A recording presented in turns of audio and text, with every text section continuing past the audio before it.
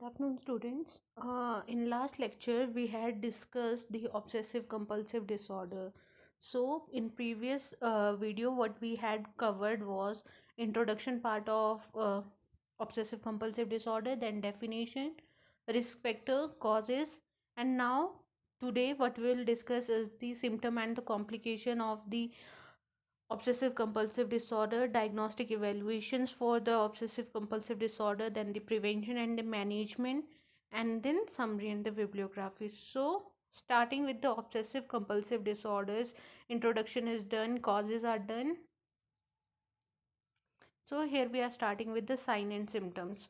तो जब हम बात करते हैं साइन एंड सिम्टम्स की ऑब्सेसिव कंपल्सिव डिसऑर्डर में, obsession is the continuous thought जो अनवांटेड है, इररेलेवेंट है, रेपिटिव है और इंट्रूसिव आइडियाज़ हैं.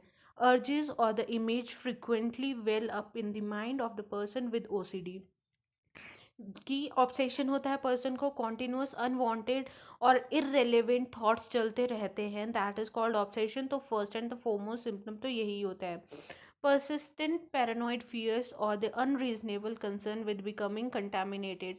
ठीक है, पर्सन को या तो वो थॉट होता है कि वो कंटेमिनेट हो जाएगा, मतलब उसके हाथ गंदे हैं, और an excessive need to do things perfectly, या तो परफेक्शन की हर चीज़ सिमेट्री में होनी चाहिए. Okay, talking about Deepika Padukone, he is sorry he नहीं sorry she is hygiene freak. उसको हर चीज़ जहाँ पे है वो वहीं पे चाहिए होती है. So that is her continuous thought की हर चीज़ परफेक्ट होनी चाहिए, हर चीज़ हाइजीनिक होनी चाहिए. Next is excessive need to do the things perfectly are common. The individual experiences a disturbing thought. बता दिया है, अगर 24/7 वही थॉट्स चलते रहेंगे तो it will disturb, it will hamper the person daily living, और even the sleeping pattern get altered. This ball is contaminated, it's not clean and respond by repeated washing of it. Although एक कटोरी जो बोल होता है वो clean है, पर क्या है, उसको हमेशा लग रहा है बार बार कि गंदी है गंदी है गंदी है, वो थॉट आ रहा है तो उसको वो बार बार धो रहा है. It is just an example. Next is I may have left the door unlocked. पिछले लेक्चर में मैं बता चुकी हूँ कि पर्सन को लगता है कि उसने ताला नहीं लगाया है, वो चला जाएगा, वो वापस आएगा, फिर से रीचेक करेगा कि शायद ताला बंद नहीं किया मैंने, वो आके चेक करेगा ताला लगा हुआ है, वो वापस जाएगा, बट फिर उसको वही थॉट आएगा कि शायद मैंने ढंग से चेक नहीं किया, मैंने ताला नहीं लगाया है, और वो कॉन्टिन्यूसली लॉक चेकिंग करता रहता है. ठीक है, तो दीज आर एन एग्जाम्पल. और कईयों को स्टैम्प कलेक्शन होर्डिंग की आदत होती है, तो all these are the example. Next is the compulsion. अब जो वो कॉन्टिन्यूस इररेलेवेंट मतलब काइंड ऑफ इररेलेवेंट और डिस्टर्बिंग थॉट्स आ रहे हैं, उनको कंपनशेट करने के लिए या उन थॉट्स को कम करने के लिए पर्सन एक मेंटल एक्ट करता है, मतलब बिहेव आउट करता है, that is called compulsion in response to the obsession whatsoever the person is having. ठीक है, ऑब्सेशन में फॉर एग्जांपल था कि लॉक नहीं लगा है, थॉट था लॉक नहीं लगा है, कंपल्शन में जाके वो उसको चेक कर रहा है, ऑब्सेशन में उसको लग रहा है उसका हाथ कंटामिनेटेड है, वो जाके वॉश कर रहा है, that is the compulsion. Next is उसको लग रहा है कि ये जो चीज़ें रखी है ये पाइल अप ढंग से नहीं हो रखी हैं, ये सिमिट्री में नहीं है, ये उसका ऑब्सेशन है, उसको जाके करेक्ट करना वो उसका कंपल्शन है. तो that is the reciprocation to the obsession. जो भी थॉट्स आ रहे हैं उनके लिए जो भी पर्सन बिहेव आउट करेगा, that is called compulsion. Next is people with OCD.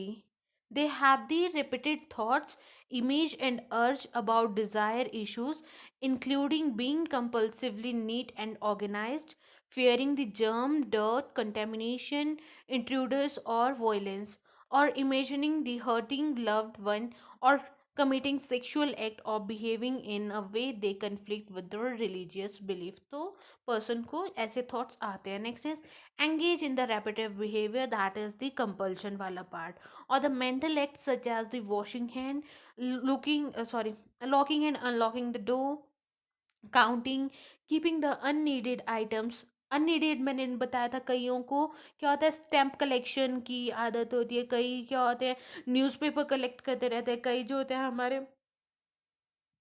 Thermal glasses होते हैं या जो हमारे डिस्पोजेबल ग्लासेस होते हैं उनको इकट्ठा करते रहते हैं, just because they are not of any use but it is in their habit, that is the obsession कि कभी ना कभी काम आएंगे. थॉट कभी ना कभी काम आएंगे, कंपल्शन उन्होंने वो चीज़ें इकट्ठे करना स्टार्ट कर दी हैं।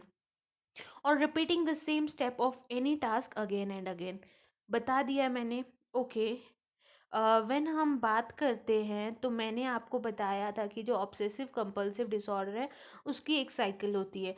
ऑब्सेशन सबसे पहले है, उसको थॉट आए, देन उसने ट्राई किया उनको कंट्रोल करने का, but he is not able to control. उसकी वजह से क्या हो रहा है, पर्सन को रेस्टलेसनेस हो रही है, एंग्जाइटी हो रही है।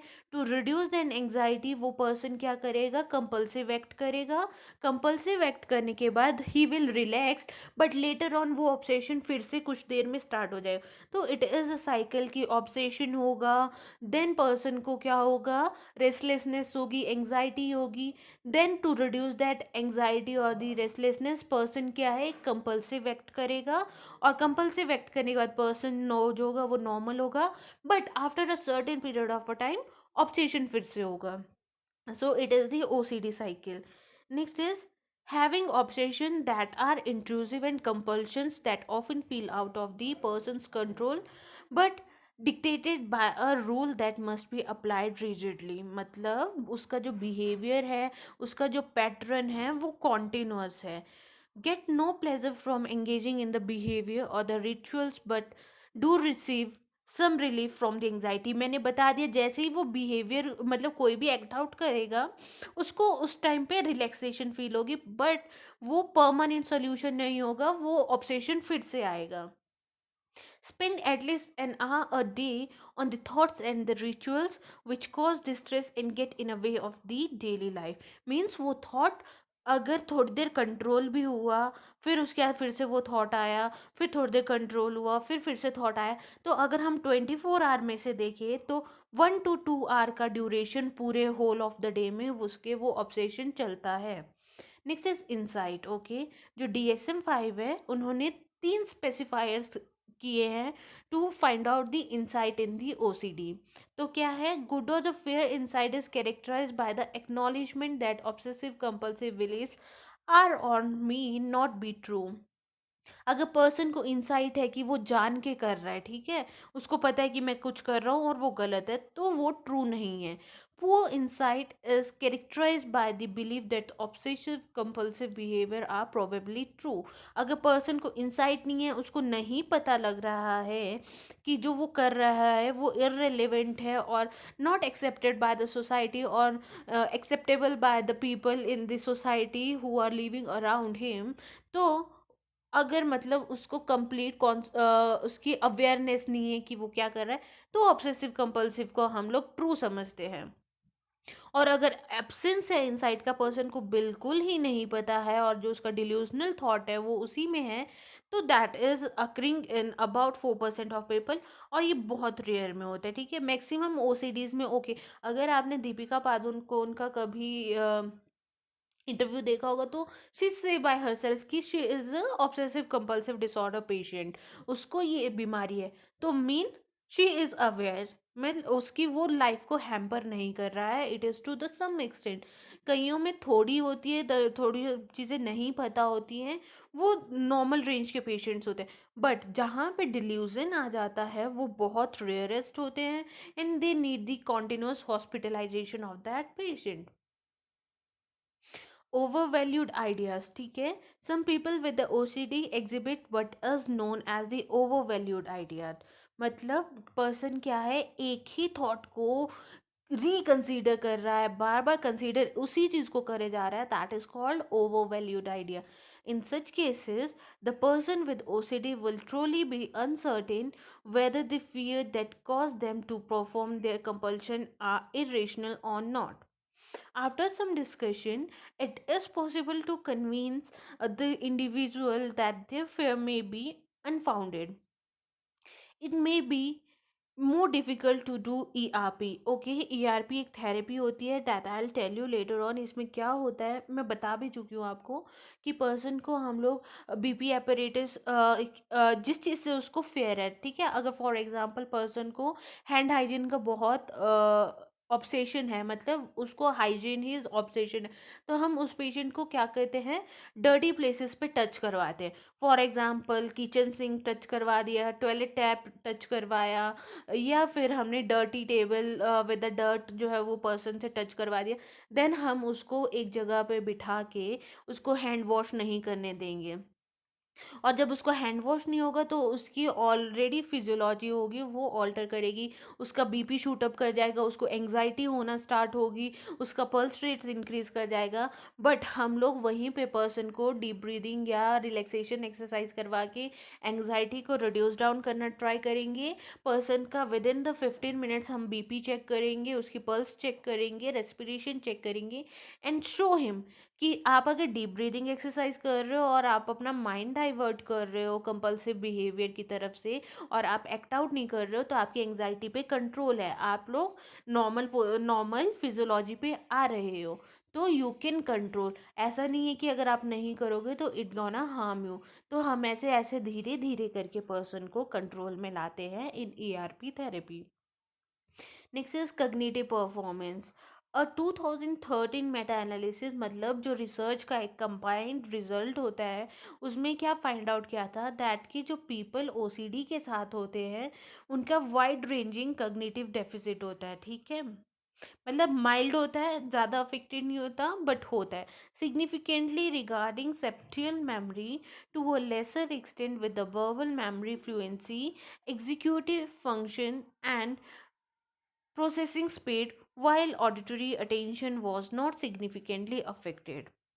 People with OCD show impairment in formulating an organizational strategy for coding, informational set shifting, and the motor and the cognitive inhibition. कहीं ना कहीं उनका cognitive functioning impaired होता है, they are not able to concentrate, because अगर continuously उनके दिमाग में एक ही thought चल रहा है, उसी thought को act out करने का दिमाग में चल रहा है, तो they are not able to concentrate, they are not able to make the proper judgement, their abstraction get affected and their social life get hampered even. So here it is the diagnostic evaluation. हम लोग क्या है कि अब जब हम hospital में किसी मेंटल हॉस्पिटल में पेशेंट को असेस करते हैं OCD के लिए, हम लोग ये एक स्केल है जिसका यूज़ करते हैं OCD का लेवल फाइंड आउट करने के लिए, that is Yale Brown obsessive compulsive scale, ठीक है, इंडिया में ये यूज़ किया जाता है। और इसकी प्री डिफाइंड 13 कैटेगरीज है, मतलब 13 सिम्टम्स शो किए गए हैं, अगर वो प्रेजेंट होंगे हम टिक मार्क करेंगे, और उसके अकॉर्डिंग हम लोग पर्सन को OCD में क्लासीफाई करेंगे। हम पर्सन की साइकेट्रिक हिस्ट्री फाइंड आउट करेंगे कि फैमिली में कोई पर्सन तो नहीं था जिसको OCD था, क्योंकि हमने बोला था कि जो हमारी जेनेटिक्स होती है, अगर हेरिडिटरी में फैमिली में किसी को OCD था तो नेक्स्ट जनरेशन को भी चांसेस होते हैं। अगर आइडेंटिकल ट्विन है, तो अगर एक ट्विन को है तो दूसरे को भी हो सकता है, तो हम लोग कंप्लीट फैमिली हिस्ट्री भी कलेक्ट करेंगे, साइकेट्रिक हिस्ट्री कलेक्ट करेंगे कि पर्सन को ये फर्स्ट टाइम है जो ऐसा हो रहा है, ये पहले भी हो चुका है और उसने कहीं से ट्रीटमेंट लिया है, तो हम लोग कंप्लीट ट्रीटमेंट हिस्ट्री का भी फाइंड आउट करेंगे। Here, but it is written like the patient with this disorder may reveal the presence of obsessive thoughts, words, or the mental images that persistently and involuntarily invade the consciousness. Common obsession includes the thought of violations such as stabbing, shooting, maiming, and hitting. Thoughts of contamination are like images of the dirt, germ, or the stool.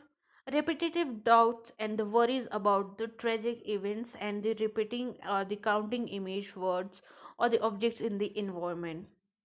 The patient recognizes that the obsessions are a product of his own mind and that they interfere with the normal daily activity but feel powerless to stop them. तो मैं ये सब चीज़ें आपको explain कर चुकी हूँ. Here it is the DSM-4 TR criteria, either the obsession or the compulsion.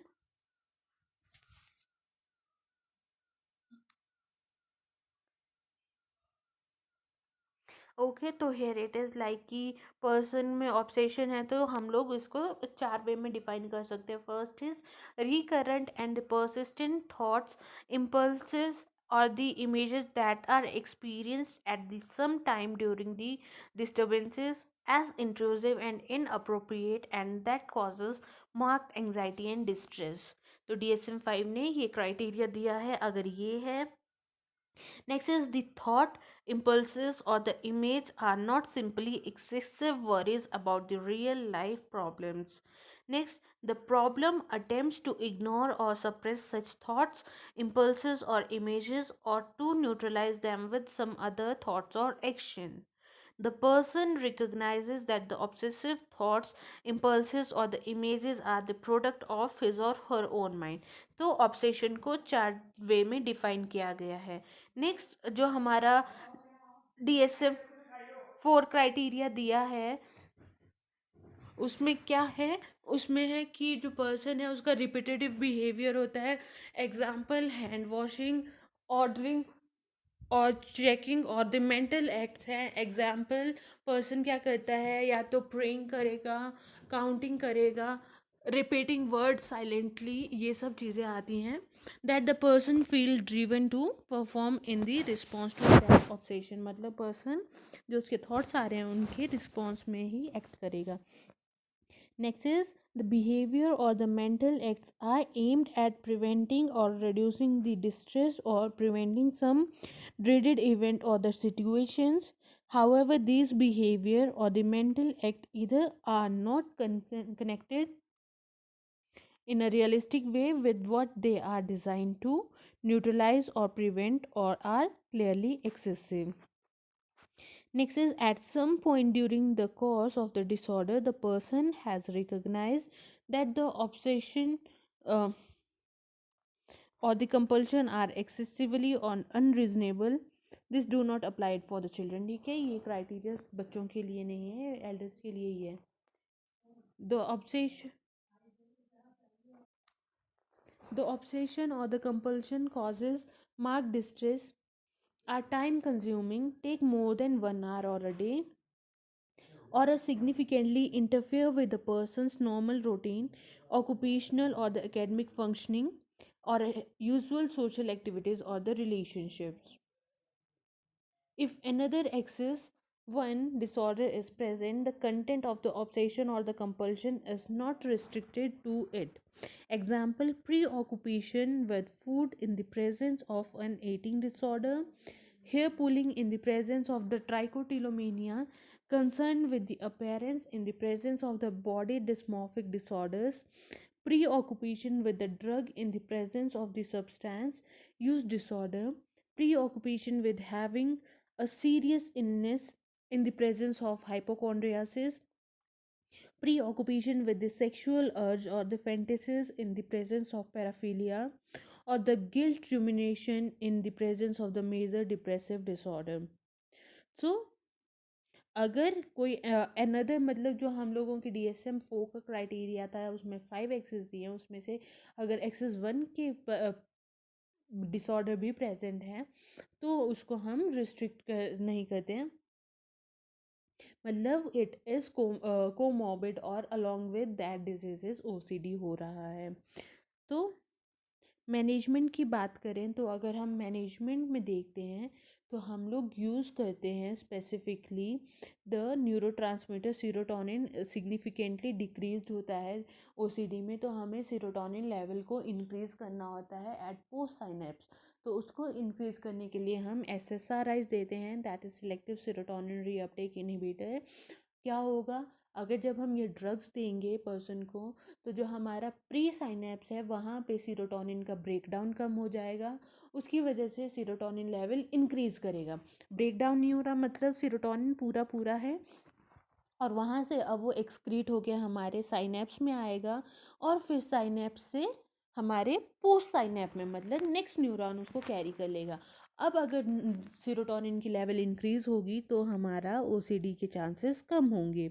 और हम लोग कई बार ट्रीट भी करते हैं SSRI के अलावा हम ट्राईसाइक्लिक एंटी डिप्रेसेंट्स भी यूज़ करते हैं, लाइक जैसे clomipramine. It was followed by the selective serotonin reactive inhibitors. ठीक है, पहले SSRIs ही देते हैं. those that have been approved by Food and the Drug Administration for the treatment of OCD are citalopram, और जो citalopram है या फ्लॉक्सिटीन है, फ्लोवोक्सामाइन है, paroxetine है और सर्टेलिन है, इन ड्रग्स का भी हम लोग यूज़ करते हैं and these are proven by the food and the drug administration. ठीक है, इसी के साथ हम क्या करते हैं, एमओआईज भी देते हैं पर्सन को, मोनोअमाइन ऑक्सीडेज इनिबिटर भी दे सकते हैं, that are also anti depressants. Benzodiazepines देते हैं अगर पर्सन को कॉन्टिन्यूस एंग्जाइटी हो रही है, एंग्जाइटी कंट्रोल नहीं हो रही है, तो उसके लिए हम बेंजोडाइजेपिन पर्सन को देते हैं। ट्राईसाइक्लिक एंटी डिप्रेसेंट मैं बता चुकी हूँ कौन कौन से देते हैं, और एसएसआरआईज तो हम देते ही हैं। तो it was about the management. अब बिहेवियरल थेरेपी में हम लोग कग्निटिव बिहेवियरल थेरेपी करते हैं, पर्सन की बिहेवियर में चेंज लाने के लिए हम उनके कग्निशन को चेंज करते हैं, मतलब उनकी थिंकिंग को चेंज करते हैं। और उसके लिए क्या करते हैं हम लोग, specifically exposure and the response prevention use करते हैं, जो मैंने अभी ऊपर एक्सप्लेन की थी, ईआरपी, जहाँ पे हम पर्सन को क्या करते हैं, जो उसका कॉन्टिन्यूस ऑब्सेशन है, जो उसको थॉट आ रहे हैं, हम लोग उसी थॉट को एक्ट आउट करवाते हैं। फॉर एग्जांपल उसको लग रहा है कि उसके हाथ गंदे हैं, तो हम लोग वो हाथ गंदे करते हैं। गंदे करने के बाद हम लोग पर्सन को एक रूम पे रखेंगे, वहाँ पे साथ में बैठेंगे, बट उसको हैंड वॉशिंग के लिए नहीं जाने देंगे, और धीरे धीरे डीप ब्रीदिंग एक्सरसाइज करवा के या हम लोग रिलैक्सेशन थेरेपी दे के पर्सन की एंग्जाइटी को कंट्रोल करेंगे, उसके थॉट्स को कंट्रोल करेंगे कि कुछ नहीं होगा। पर्सन को एविडेंट करवाएंगे ब्लड प्रेशर और पल्सेशन के साथ कि देखो जब आपने टच किया था दैट टाइम आपका बीपी पल्स रेट ये था, ज़्यादा था, बट टाइम जैसे जैसे होता जा रहा है आपका बीपी कम होता जा रहा है, आपकी पल्सेशन कम हो रही है, मतलब आप कंट्रोल कर सकते हो, ज़रूरी नहीं है आपको बार बार हाथ धोना ही है। तो दैट्स कमीन ईआरपी, हम धीरे धीरे पर्सन के माइंड में सेट कर रहे हैं कि नहीं, अगर मैं हाथ नहीं धोऊंगा तो भी कुछ नहीं होगा, और उसके बाद पर्सन का बिहेवियर चेंज कर रहे हैं और वो हाथ नहीं धोएगा। तो that is ERP, that is expose and the response prevention therapy. उसके बाद आता है हमारा सेल्फ हेल्प और द सपोर्ट ग्रुप। बताया था जो पर्सन ओसीडी से पहले से सफ़र कर रहे होते हैं और उन्होंने अपने आप को क्योर किया होता है, वो दूसरे लोगों की हेल्प करते हैं बाय शेयरिंग देयर एक्सपीरियंस और by helping them in getting out of OCD. Stress management technique and meditation. So OCD मैंने बता दिया कि अगर पर्सन को ओसीडी है तो मतलब उसको एंग्जाइटी और फियर होता है या उसको स्ट्रेस होता है, तो हम लोग पर्सन को स्ट्रेस मैनेजमेंट सिखाते हैं कि वो अपने स्ट्रेस को कैसे कंट्रोल कर सकते हैं।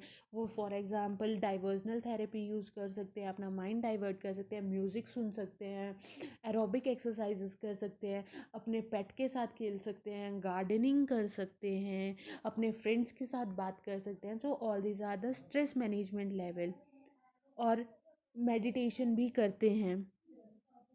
मेडिटेशन में क्या होता है कि जो पर्सन है उसको हम लोग योगा सिखाते हैं, वो एक्सरसाइजेस परफॉर्म करते हैं, सो दैट वो अपनी इनर स्ट्रेंथ को, अपनी कोर को स्ट्रॉन्ग कर सकें और अपने थॉट्स को कंट्रोल कर सकें। So these are the area where we can build up the person strength और reduce down the stress level.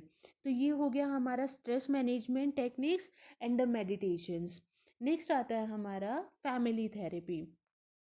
Family therapy में हम लोग फैमिली मेम्बर्स को भी इन्वॉल्व करेंगे, उनको ओसीडी की कंप्लीट इन्फॉर्मेशन देंगे, उनको हिस्ट्री प्रोवाइड करेंगे, ओसीडी क्या होता है, उसको कैसे ट्रीट कर सकते हैं, तो वो सब कुछ हम लोग फैमिली को बताएंगे। और उसका रीज़न यही है कि जो फैमिली मेम्बर हैं they should get involve in the therapies.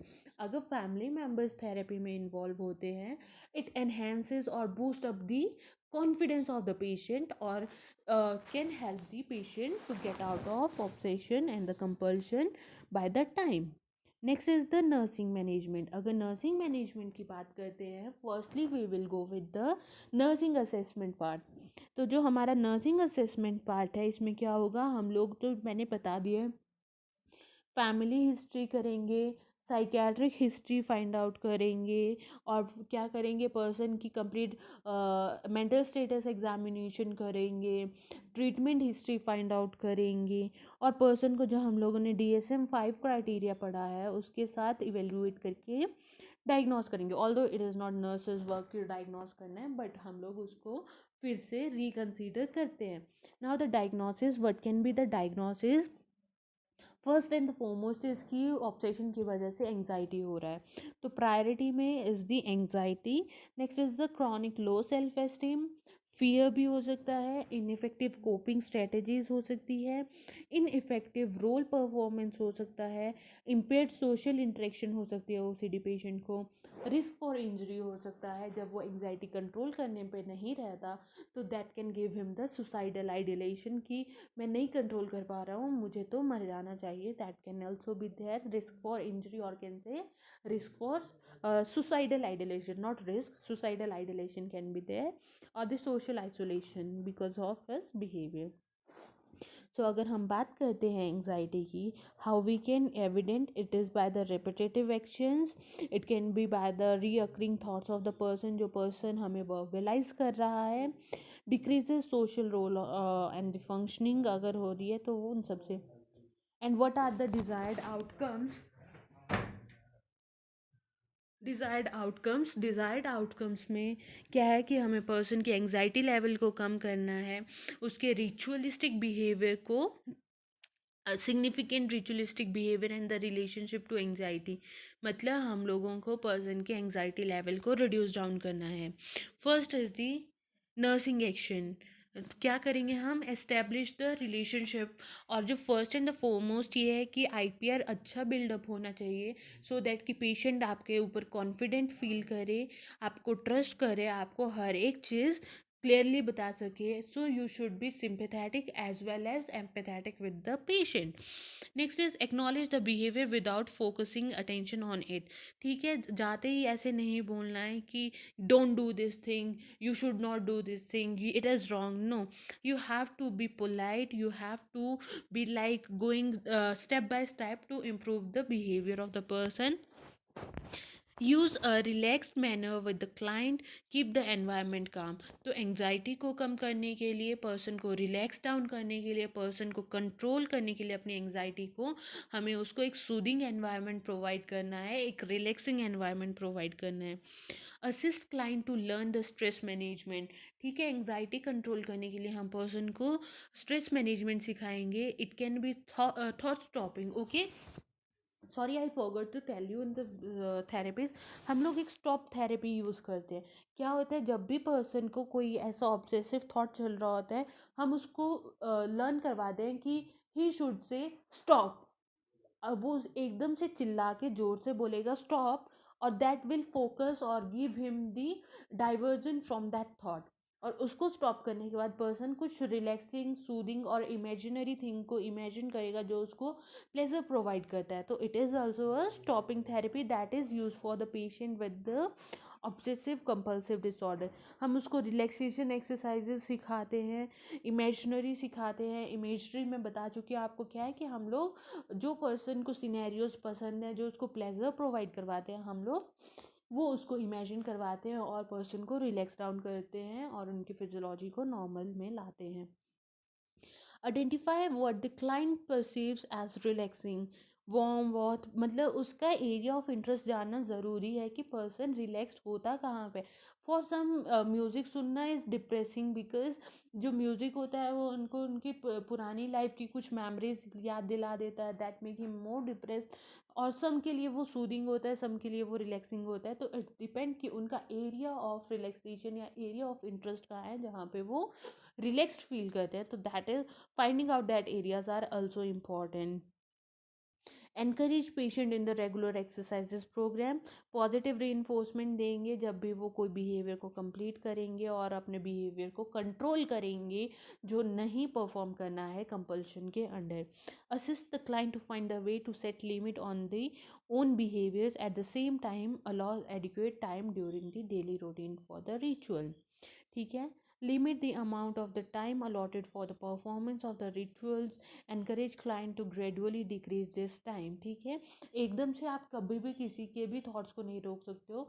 Cognition हम लोग थिंकिंग में भी चेंज लाते हैं पर्सन के, तो वो ग्रेजुअली चेंज लाया जाता है with a certain period of a time और certain it take many sessions, can say 20, 24, 25 sessions to bring the person to the normal level of behavior. Okay, discuss the home situation, family को involve करना है, medicine administer करनी है as per the doctor prescription. ठीक है, according to the symptoms. So here what that's all what we studied about obsessive compulsive disorder. ये एक anxiety disorder है. इसमें दो प्रोसेस होते हैं. फर्स्ट इज़ द ऑब्सेशन, जहाँ पे पर्सन को कॉन्टिन्यूस थॉट आते हैं. कंपल्शन, उन थॉट्स को कंट्रोल करने के लिए पर्सन एक्ट आउट करता है सो दैट उसको एंग्जाइटी ना हो, स्ट्रेस ना हो और वो रिलैक्स हो सके. Then we studied about the epidemiology. Epidemiology के बाद हमने पढ़े थे कॉजेस, रिस्क फैक्टर्स. देन आज हमने पढ़े sign and symptom of obsession and compulsion. Then we studied the diagnostic criteria, then the medical management, then the therapies what we can use, and then the nursing management. So here's the conclusion and it's the bibliography. So that's all about today's topic on obsessive compulsive disorder. Thank you and have a nice day.